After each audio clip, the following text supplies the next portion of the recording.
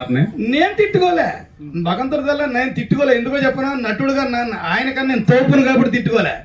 మళ్ళీ క్లియర్ గా చెప్తాను, నటుడుగా ఆయనే అన్నాడు కదా, ఆయన ఇచ్చాడు. ఆయన అడిగి 2 రోజుల వరకు ఆ విషయంలో ఆయన చెప్పాలి, నేను చెప్పుకుంటే పొగిడినట్టు ఉంటుంది. 2 రోజుల వరకుని 4 or 5 hours కంప్లీట్ చేసాం. అంటే వర్క్ టపట నటుడుగా నాకు ఇది ఉంది కాబట్టి.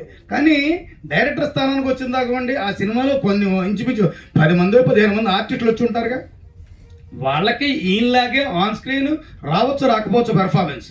బట్ వచ్చే వరకు డైరెక్టర్ ఆయనలోంచి బయటకు వచ్చేసి డైరెక్టర్ అనేవాడు 2-3 సార్లు అనేసరికి వాళ్ళకి అలాగే ఉంటుందా. కొత్త వారికి మరి కొత్త వరకు 2-3 సినిమాలు చేసిన వరకు అనుభవం తక్కువ వాళ్ళకు. నాకు బాధలేదు. అలాగే గుడ్డ వేయడం నేను బై డిఫాల్ట్ అత్తమాడో చేసే వేయడం తెలియకుండా నాకు పడిపోయింది కాబట్టి ఇంక అందులో చేసి కొలిది బెటర్మెంట్ వెళ్ళిపోతూనే ఉంటుంది. ఆయన కూడా నటుడుగా నా పెర్ఫార్మెన్స్ని దర్శకుడుగా ఆయన అప్రిషియేట్ చేశారు. అలాంటి వేషం అయితే ఇచ్చినందుకు, మంచి పెర్ఫార్మెన్స్కి స్కోప్ అని వేషం ఇచ్చినందుకు మీడియా ముందు మరొకసారి మీకు థ్యాంక్స్ చెప్తున్నానండి. మీరు అనుకున్న ఆన్సర్ వచ్చిందండి? వచ్చింది sir. Thank you sir, thank you. Next director గారు. సరే, ఈ మూవీ టీం అంతా ఇప్పుడు మీరు అందరూ వచ్చారు, హీరోయిన్స్ ఎందుకు రాలేదు?